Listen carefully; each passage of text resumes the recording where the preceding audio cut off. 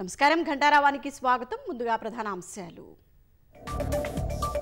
సార్వత్రిక సమరానికి సర్వం సిద్ధం. సామగ్రితో పోలింగ్ కేంద్రాలకు ఎన్నికల సిబ్బంది.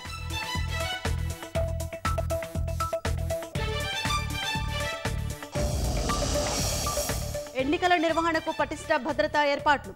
రాష్ట్ర వ్యాప్తంగా అమల్లోకి 144 సెక్షన్.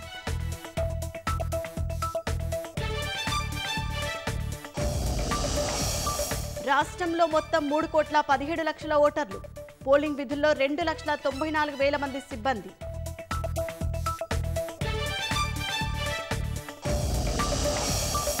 ఓటేసేందుకు సొంతూళ్లకు పయనమైన పట్నం వాసులు. కిటకిటలాడుతున్న బస్టాండ్లు, రైల్వే స్టేషన్లు.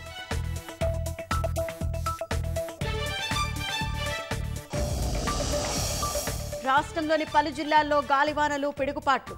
3 రైతుల బలి, పలువురికి గాయాలు.